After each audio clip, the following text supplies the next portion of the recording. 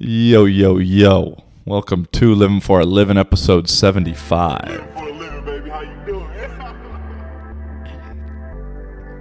Yeah. And we're back. Man. Finally had the first game this weekend. First, before I get into that, I guess just keep you updated. Website is close to being up. Still working a few things. I know I said maybe it'd be done this weekend, but it's a work in progress. Timing's always right. It is as it should be. With the website will be the online store. I'll probably start plugging that stuff more once it's actually up. Send me a message before you get it. I'll hook you up with the homie discount for that first supporter discount, first follower discount. It's cool, though, to have, I got my buddy here working on this website who I've met through the powers of social media. And it's just kind of fun to have a team and be a part of a team. And this is going to transition really well into football. But with the podcast and with this stuff, it's nice to have, different people that all believe in the same mission and want the same goal, but have different skills in order to make things happen. And like with this website stuff, and eventually my buddy knows kind of the more marketing Facebook ad type of stuff that I'll probably talk to him about. I mean, we've talked about it a little bit. And just to like slowly progress things and have someone that believes in it, it's pretty cool. And so he'll be a podcast sponsor here soon. So I'll start plugging that also. Awesome guy, good to work with, and make some dope websites. So be on the lookout for that. With the merch stuff, I consider my swag, I consider my style timeless. So it's like pretty much everything I wear now I've owned for at least 5 or 6 to 10 years. So what I'm just trying to say is if you buy something from me, my goal is to make it so that it'll be cool forever. All right. But yeah, let's get into this last weekend. Had the first game of the season here in Finland. Little Finnish redemption. I need to turn my levels down a little bit, huh? That was kind of loud. Little Finnish redemption for me. And ironically, it started where it really started for me, which was in Vaasa. And I didn't have any like animosity or, it's so far in the past at this point. And my reason for leaving, I had absolutely no issue with the local guys on the team or the city or the organization, anything like that. It was just solely due to basically one dude, which it's kind of funny now at this point because all the guys there that I talked to after the game made some comment about it at some point and said, dude, I got it. Or this fucking guy. And I'm not even going to name him. But it was crazy. It was surreal just to be back in Vaasa. Like we turn off the freeway and I can recognize the little burger fast food joint and the soccer stadium that I used to have to drive by. And it was like the universe was talking to me through my headphones. I was listening to some Nipsey Hussle song. And like at the exact moment that we pulled into town, the lyrics were like, back like I never left. And I was like, I hear you, universe. I hear you. And so, man, it just feels fun. Football is fun, dude. It's just fun to play the game. And I have to admit, we have a really cool group of dudes that's fun to play with. And we got after it. We ended up winning 35-3. And it was just a good overall game. I think we're an interesting team in the past 5-10 years, especially in the Euro game. People have moved much more to the spread them out, throw it 40-50 times a game. And we're like slowly going back the other way, where I think we opened the game with like 7 runs, just downhill, punch in the mouth, and then had a nice little play action for a tutty. And yeah, offense, we weren't perfect by any stretch of the imagination. I wasn't perfect by any stretch of the imagination, but it was a good first game. You know, normally first games are a little bit sloppy.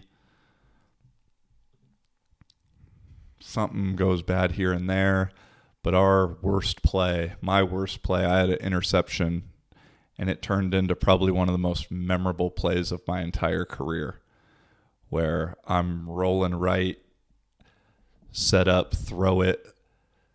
Should be, if it doesn't get tipped, I think it's complete in the end zone for a touchdown, gets tipped back up in the air, guy picks it off, starts running it back. One of our receivers punches it out on a tackle. It's on the ground. Our right tackle picks it up, scoop, and scores from like 10 yards out. So it was just the ultimate kind of, you know me,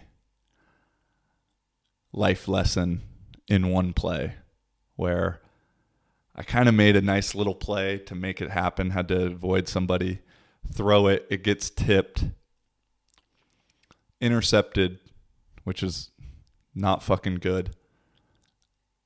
Not a good thing that happens.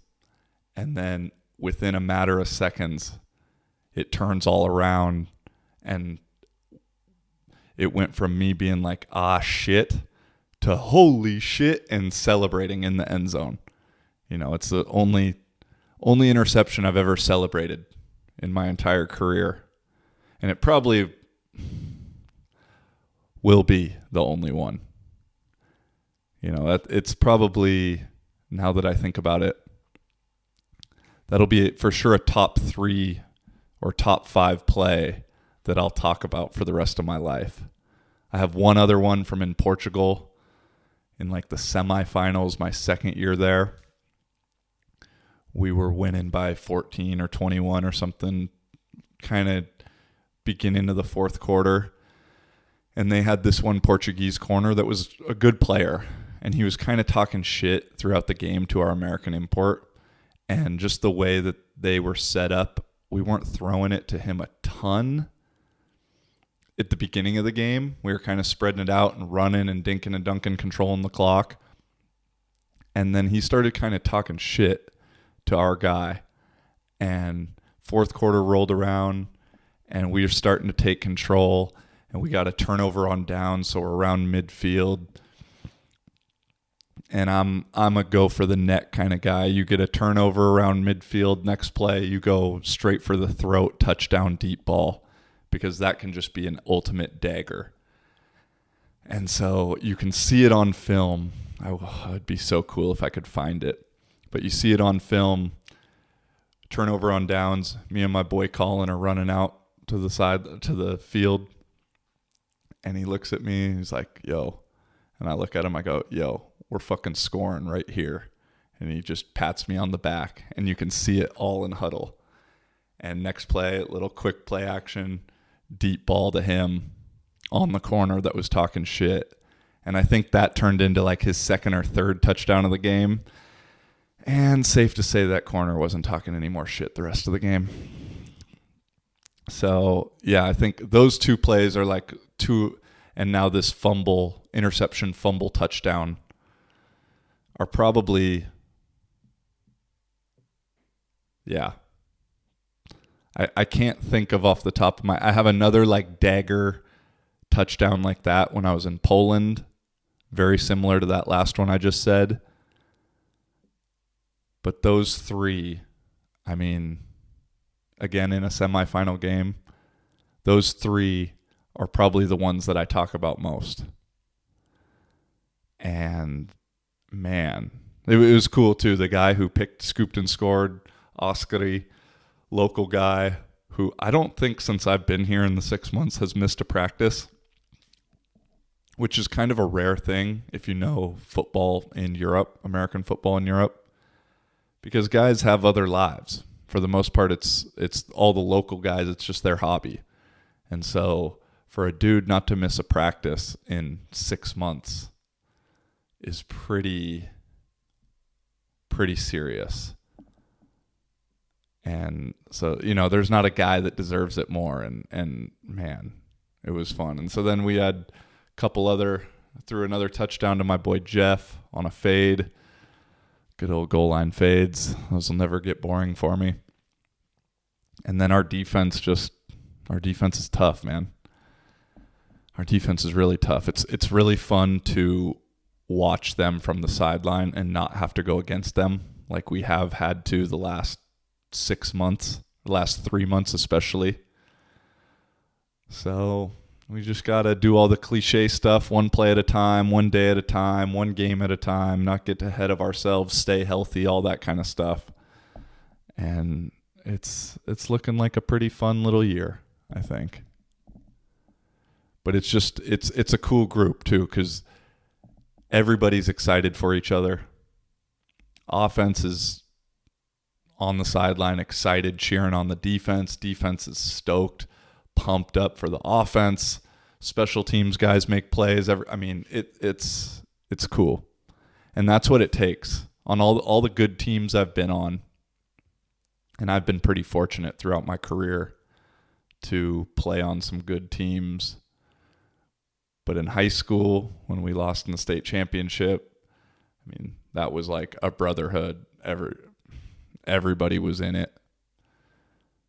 DVC, JUCO, when we were good there, same kind of thing. Defense fucked with the offense fucked with the defense. North Dakota, we were good the year I was there. We just were kind of battling the coaching staff in a way. But for the most part, the team chemistry was good there. And so, same thing in Devil. Everywhere I've been, it's been like that for the most part. Spain, it wasn't exactly like that because everyone didn't really know each other. But when the offense is believing in the defense and the defense is believing in the offense, that energy that's exuding from the sideline towards the team, whichever one's on the field, I'm a big energy guy. That shit's serious. That shit's super serious. So it was a fun start. We got the week off this week for Johannes,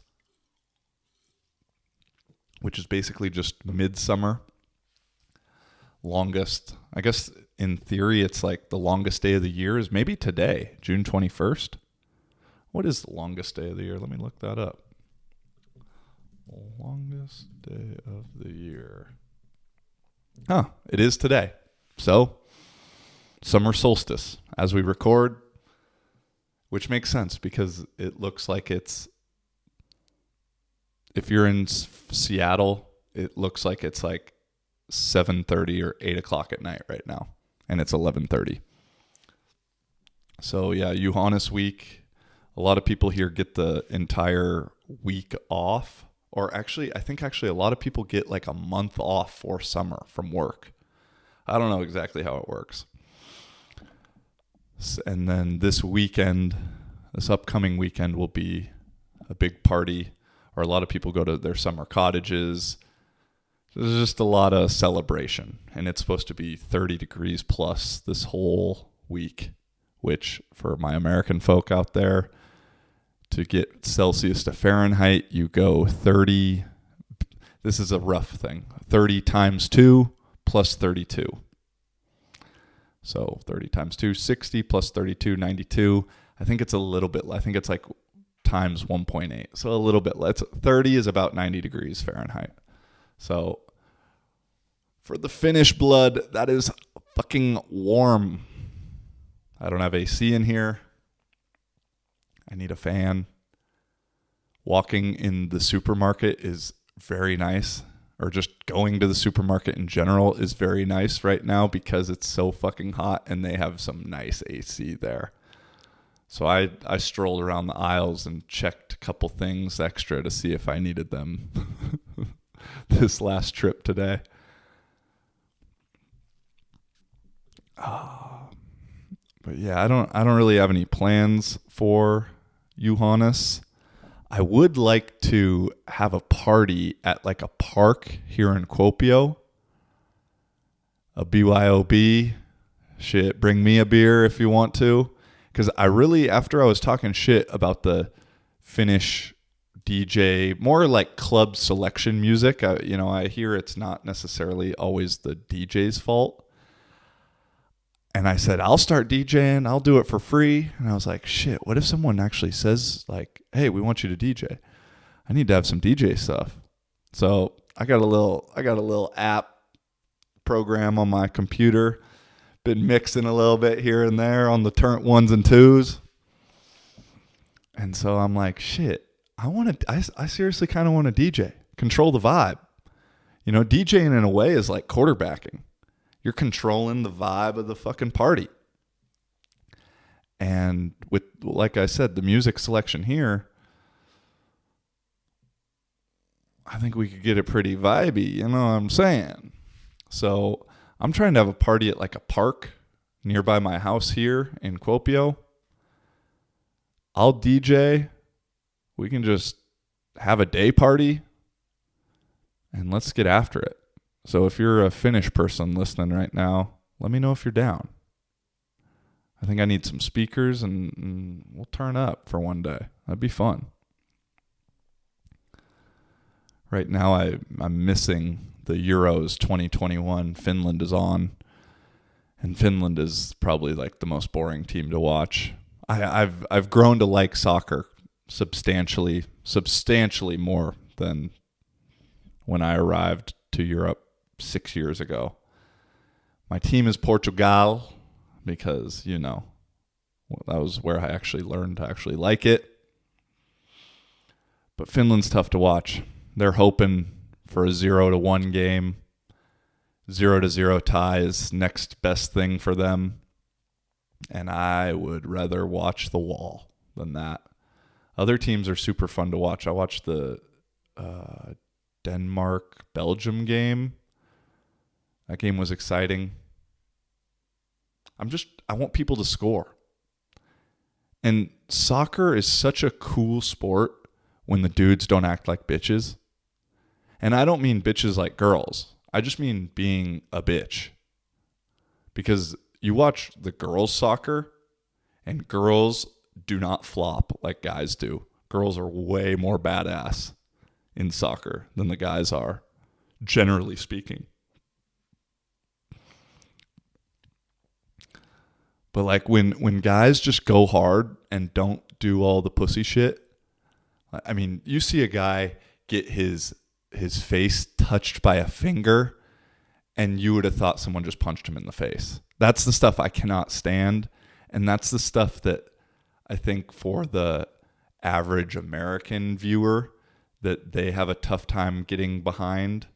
Although I saw a dude actually get a yellow card for flopping last time I was watching.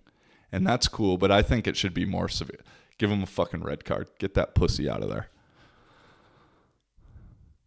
Because to me, that's the way to change. And just if I could be the GM or the whatever president of the league, I would set it up because the last 5 minutes or last 10 minutes of a game that's like 0-1 is some of the most exciting soccer there is.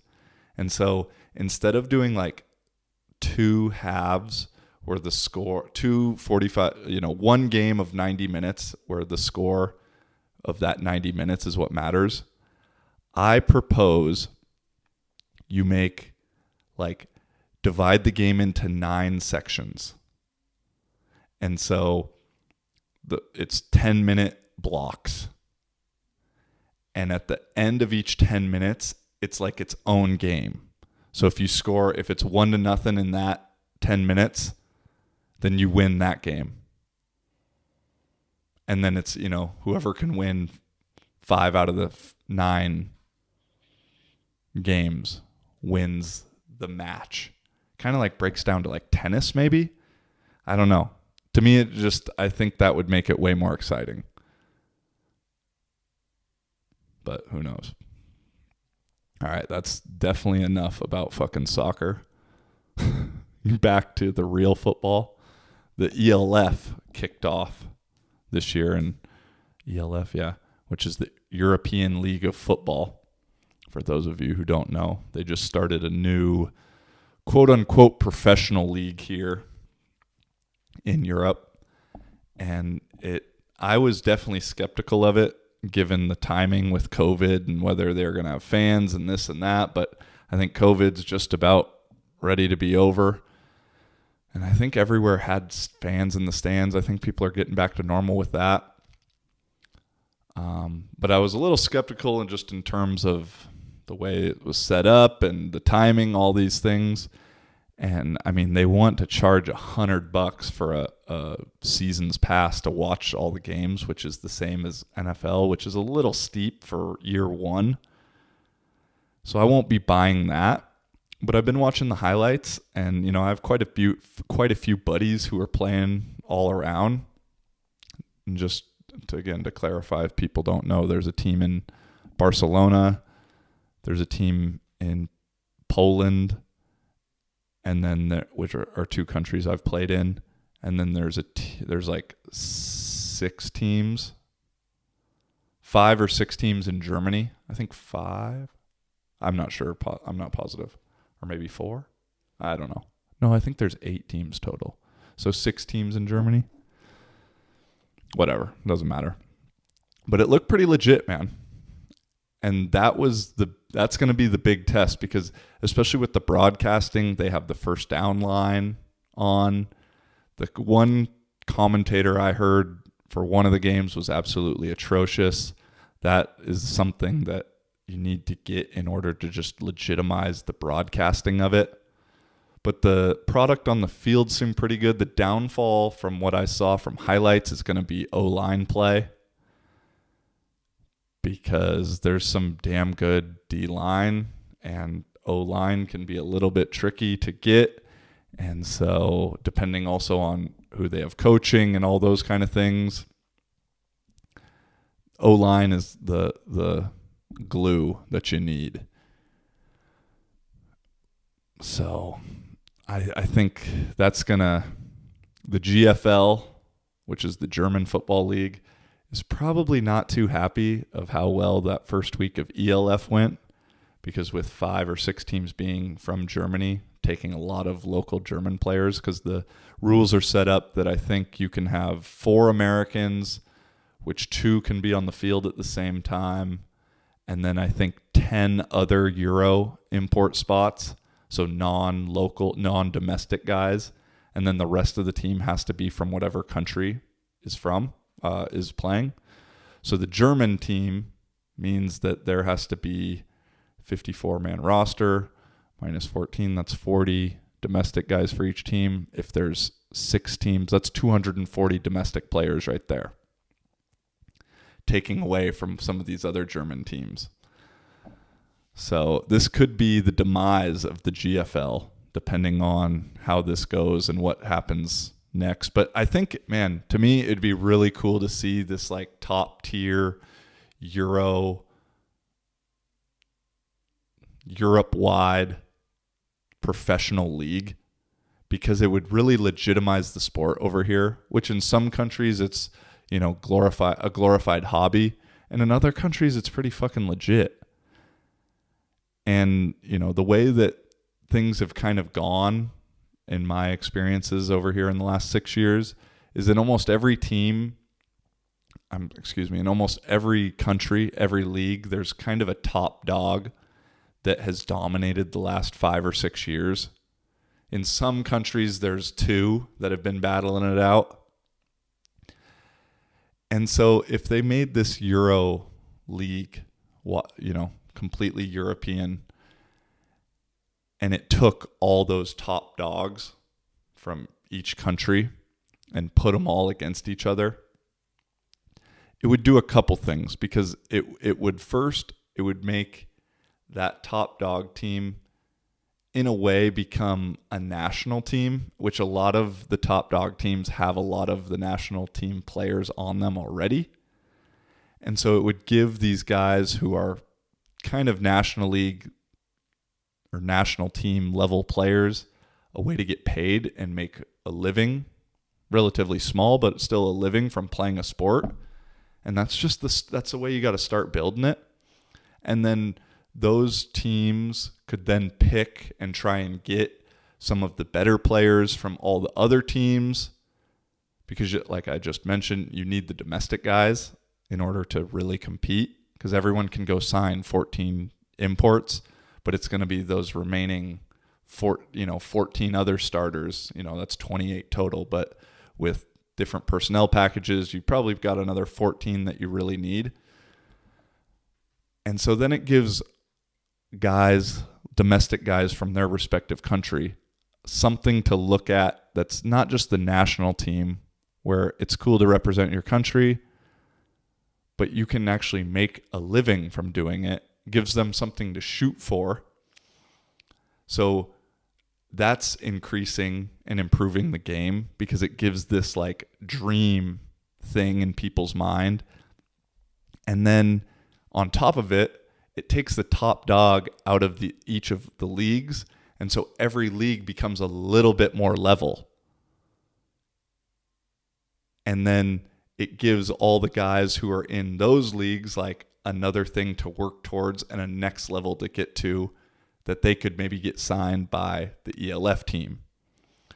And then it just creates more competition, because like when I was in Poland, we could compete with the Wrocław Panthers, which, just to go on record, the Wrocław Panthers are my underdog team to win the ELF 100%. I think they've beat me 3 or 4 times in my career. They whipped my ass pretty good a couple times, so I'm slightly biased, but I also, after watching their highlights from game 1, I think they could do it, and they have a very good chemistry. But there, they were just dominating everybody. They won the championship one year without imports in the championship game. And in Spain, when I was there, it was the Dracs, who just had that kind of swag, had that thing about them that we were beating them at one point, and then just within 10 minutes, we're losing by 21. And so you take those guys out of each league, and then all of a sudden, all these other leagues become much more interesting. In addition to creating this new league that has national kind of ramifications, national representation, a pride about it. If you can get, I think in France, I'm not sure who's won. I don't know who the top dog team in France is, but just judging from the French dudes that I've played with in my short amount of time over here, French dudes got some ballers. The Polish team, Poland has the Panthers, they're already in it. Germany has like 4 or 5, 6 teams, but the 2 teams who have won the German Bowl the last like 5 years, I think, New Yorker Lions and Schwäbisch Unicorns, they're not even in the ELF yet. So I think next year they probably will be. And you get a couple more of those teams. Maybe, 1 or 2 German teams fall out, whatever it may be, but you move that way. Sweden, there's 2 teams, Mean Machine and Karlstad Crusaders. Finland, you got the Roosters in Helsinki, and then the Kuopio Steelers of the last 4 years or so have been just right up there on the heels. And so that could be a thing with maybe there's 1, maybe there's 2 teams. Also, I think it would depend on the finances. Denmark, there's the Copenhagen Towers. Italy, Milano Seamen. Austria has Swarco Raiders, Vienna Vikings. Czech Republic has the Prague Black Panthers, which the Prague Black Panthers don't even play in the Czech league anymore. They play in the Austrian league. And so that's created, I was in Czech Republic earlier, that's created a lot more fairness in the Czech league because you got those top dogs out of there. Switzerland has the Broncos. I'm sure you could get a team in UK. And then right there, that is, let's see, 1, 2, 3, 4, 5, 6, 7, 8, 9, 10, 11, plus Spain. That'd be 12 countries and maybe 20 teams, more or less. And if it's quality football, which it's looked pretty good in highlights. Again, I haven't seen full games, so it's hard to really comment on it. But I know there's the players there. Now, getting coaching could be tough. There's bad coaches in Division I football. So sometimes getting a good coach over to Europe can be challenging. But if I think there's something in the make, and I sure hope it is. I sure hope it happens. I'm a big proponent and I'm a big advocate for this becoming a thing because it's just cool. And it'd be fun to see it start like that and really go into existence, especially using the European talent, because people don't understand for the most part how skilled some of these European dudes are. That if they got some true coaching and were in a true program,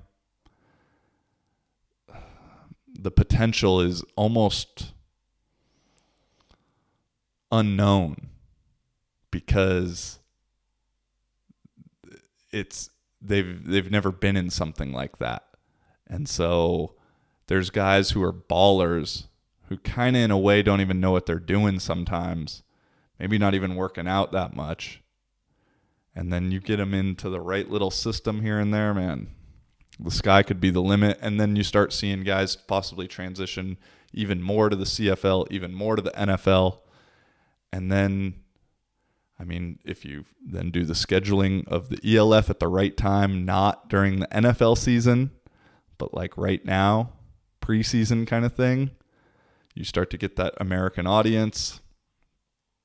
Man, it could be cool. I sure hope so. I'm rooting for them. Fun first week. I don't know if I'll talk about it this much going forward, but I felt like a lot of those things have been on my mind and wanted to get them off. But moving forward, let me take a sip of water here.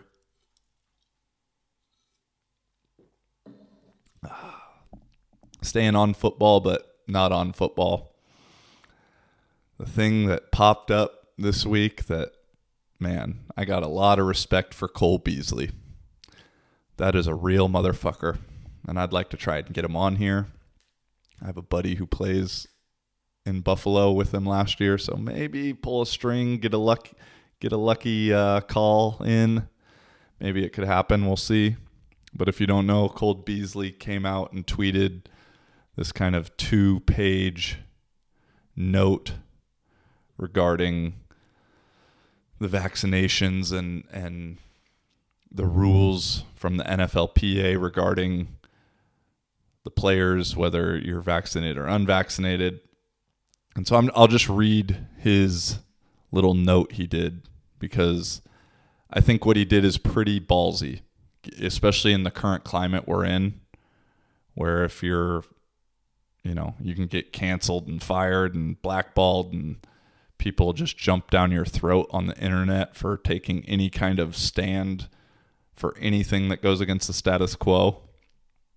And so Cole Beasley's thing reads, "Look, I'm going to live my life like I want to regardless. Everyone, hi, I'm Cole Beasley and I'm not vaccinated. I will be outside doing what I do. I'll be out in the public. If you're scared of me, then steer clear or get vaccinated, point blank period. I may die of COVID, but I'd rather die actually living.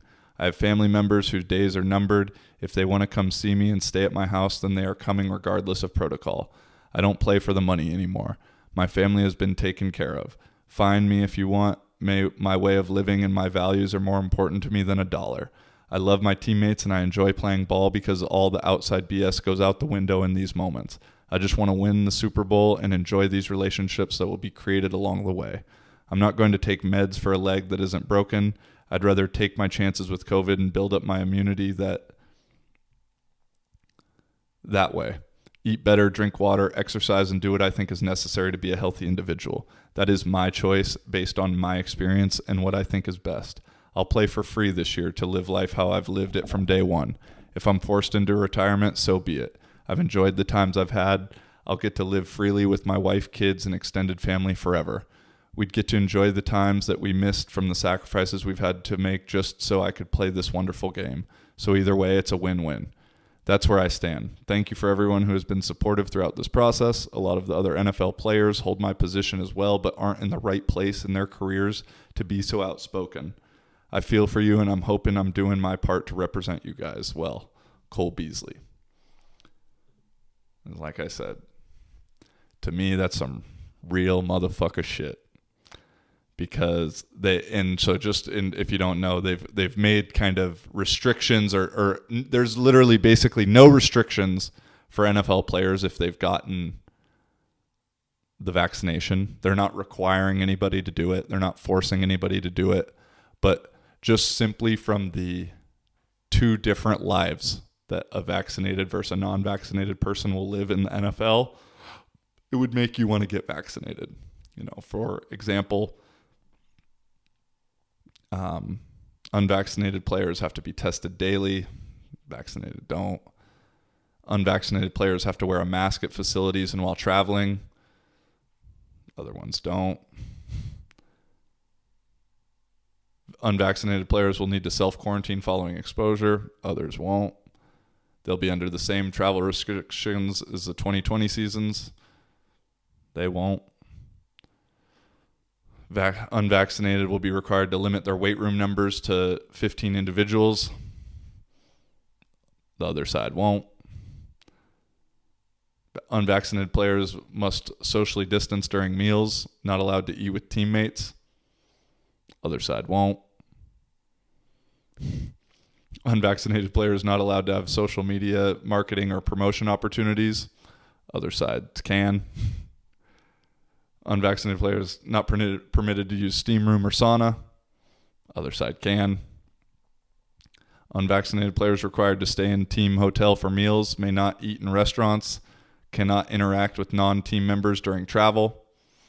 Others can.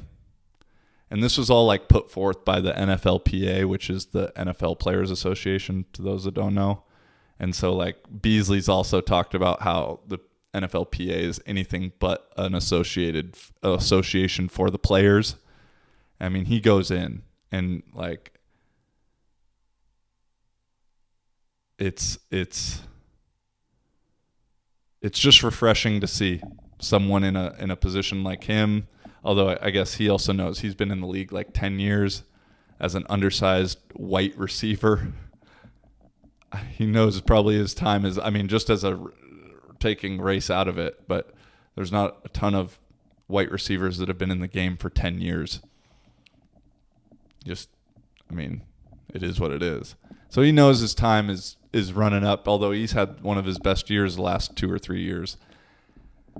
But to take that position and to publicly go out there like that, in my opinion, I guess you don't. Even if you don't agree with them, I think you have to respect the courage that takes. At least I obviously do agree with them in the sense that I think it should be a choice, and it is people's choice, and there shouldn't be if anything has been proven in the last few months is that no one really knows anything about anything. And at some point, whatever the rule is gets disproven. And, you can be a conspiracy theorist 6 months before it happens, and then that thing actually ends up coming true. Think about the fact that if someone would have told you in 2019 that there's going to be a virus that has a 99.5% survival rating of it, that's going to shut down the world and going to make people completely insane and turn against each other and require everyone to get vaccinated for and everyone get a shot for. That would sound like a conspiracy, wouldn't it? And that's actually what's happening now. And so, listen, as I've said, do you. As long as I'm going to do me, so you do you. Let me do me, and I'll let you do you. If you're scared, go to church. Quoting the great Ice Cube. I've been in an interesting position in my own mind because Like, I find myself like wanting to speak out on these things. Obviously, if you listen, you know I've talked about it here and there. I'd like to talk more about it at times, or like bring in stats and, you know, really prove my point or whatever it may be. But I get the impression that most people essentially have their minds made up one way or the other with almost anything and everything. And you could present them all kinds of facts. You could tell them, you know, there's been more than 5,000 deaths from the vaccine in the last 6 months, which is more than the previous 15 years of all vaccines combined by a lot. You could tell them that, which is a fact, but they'd think you're a conspiracy theorist.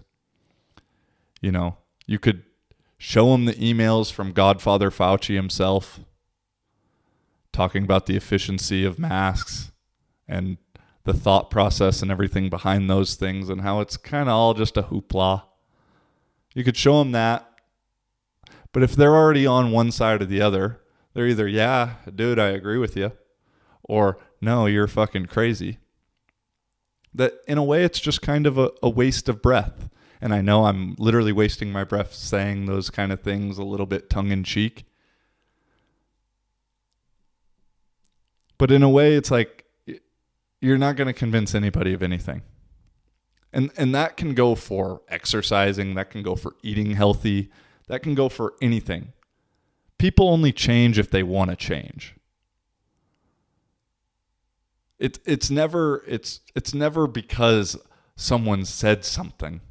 The change has to come from the interior. You know, cliche as it may be, you know, you want to change the world, you got to change yourself. And cliche shit's kind of funny because it's cliche for a reason. It's because it's been proven to be valid over a long period of time, and therefore it's been used over and over and over again to nausea, basically. Or to nauseum? I don't know. So, you know, I'm not going to try and convince anybody to do anything. Like I said, do you. Whatever you think is best, whatever is true for you, whatever your reality is, I would encourage, I guess, to think about your thinking and how powerful that can be. And I guess I would encourage people to turn off the television. If I'm not going to try and convince you one way or the other, but if you turn off the television, including Netflix, life, in my opinion, gets better very quickly. It gets a lot less sad. It gets a lot less angering.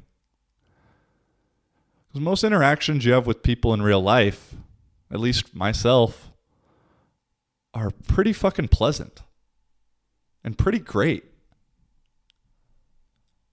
It's only when I'm scrolling on Twitter, which I'm talking to myself, I should get rid of Twitter, or at least not scroll and read like replies to some people, because it can make you sad or angry, or it can make me sad or angry, thinking, are these people even real? How can someone really think this? How could someone really say this?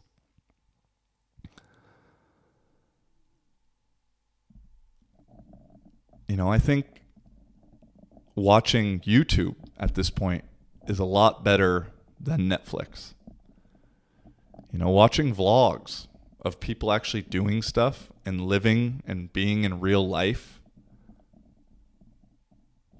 Also check out my vlogs from Nepal if you're going to check out some vlogs. But no, there's a ton of cool travel vlogs where you get to see, real motherfuckers. No script. It's not edited beautifully.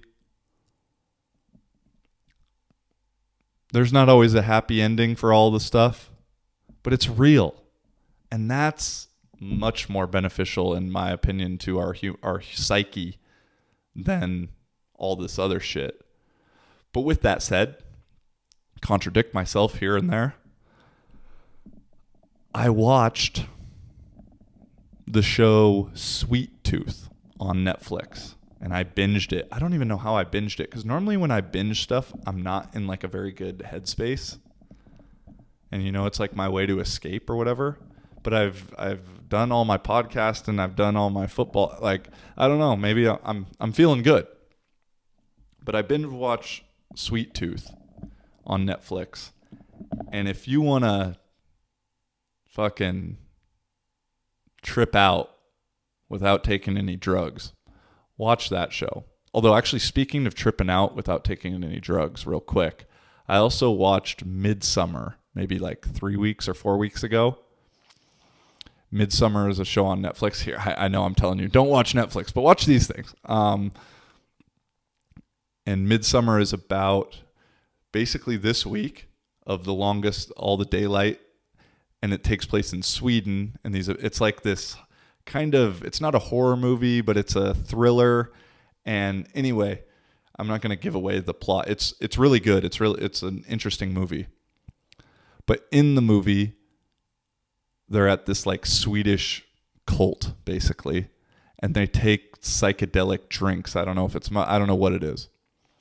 And it's the most accurate representation visual wise of taking psychedelics I've ever seen in any movie or anything. And so if you're someone who's never done them and you're kind of curious maybe what something looks like or what it feels like or whatever, I highly recommend just watching that to get just a slightly better understanding, because it's not this like far out seeing dragons and all these crazy colors and things, and seeing things that aren't there that get portrayed in the media and other movies. It's normally just like a slight like shifting of colors, or like trees and plants moving slightly different ways. So yeah, I'd check that out. But back to Sweet Tooth. Here's my other thing. Sweet Tooth, if you don't know, the general synopsis of the movie or of the series is a virus spreads all over the world, essentially kind of like shutting the world down and creating a bunch of different tribes. It's an incredibly deadly virus, which you find out, well, I won't give anything away. And in addition to this virus being released, at about the same time, babies start being born as hybrid babies, meaning they're like half animal, half human.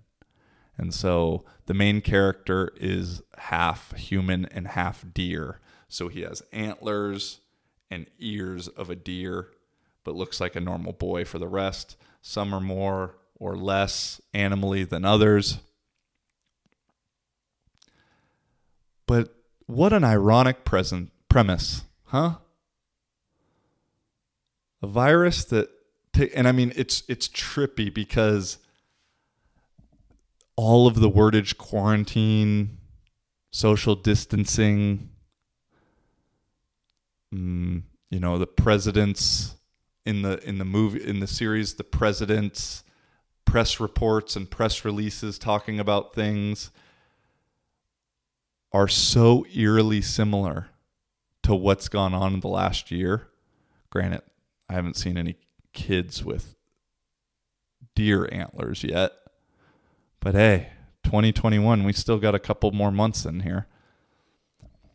And it's just really strange, though, in a movie that's clearly fantasy, like this movie. It's a fucking TV, so I don't know why. You get what I'm saying. But in a show that's clearly fantasy, you can see you see it being very real, given the current climate of everything. And there's this one scene at one point where they find this family that's deep in the woods, and they're all sitting there at dinner, and the other family, they're wearing masks at the dinner. And the guy says, hey man, like, we don't have the sick. You guys haven't seen anybody in, 6 months, so you don't have it either. Like, you can take the masks off. And it's just like these weird little things that just so relatable. And the strangest part about all of it is this was written and filmed before 2020. And so, man, I don't know. There's a conspiracy theory in there somewhere. Give me a week or two and I'll find it. But yeah, if you're looking for something on Netflix, don't be, because there's some other bullshit on Netflix that's totally fucking us up. But it's also better than watching the news. So if you got to turn the TV on and do something, please watch Netflix over the fucking news. That's the worst thing you can do. I feel so proud of my mom. My mom like doesn't watch the news anymore. And when I was growing up, it was just like the news was always on. And, you know, there's like always a kid being kidnapped, or there was always something.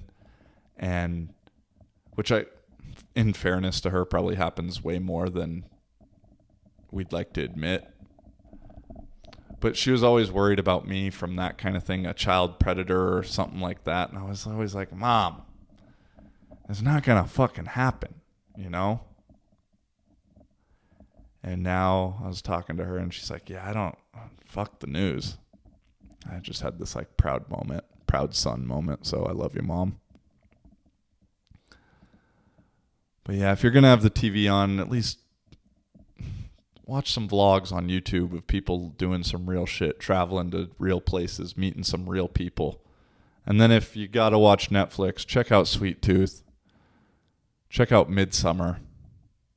Those are two, I'd say, recommendations.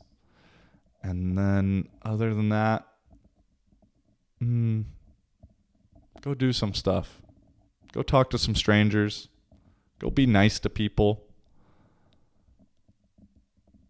I'm back on to, you know, asking people how they're doing when I'm going through the cash register line. And there's some robots that, you know, just, oh, I'm good. You can tell don't even really want to talk. And then more often than not, it's someone that's like, you can tell appreciative of it. And so, man, the reason if we have a downfall as a human society, it's going to be because we lose connection with each other. You know, the more connected we get via the internet and shit like this, the more disconnected we get in real life. And so I'm trying to keep both at bay a little bit. Doing a little shuffle. You feel me?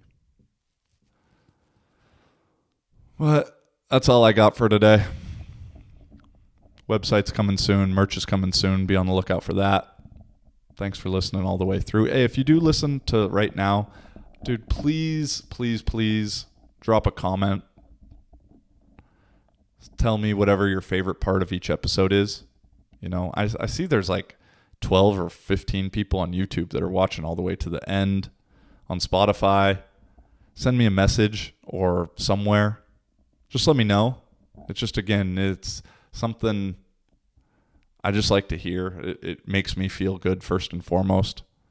And then it, you know, allows me to just, I don't know. Or don't do it if you don't want to. I don't fucking care. Alrighty, man. Have a good one. Peace and much love. Holla.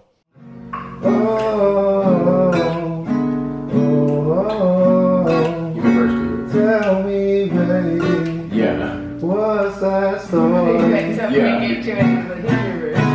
I've been thinking about you lately. Yeah, come on. Tell me, darling. What else? You're a star girl. How the fuck do you not know the deal? What else? I've been thinking about you lately. And what else? Got me going crazy. What else? Playing for you, baby.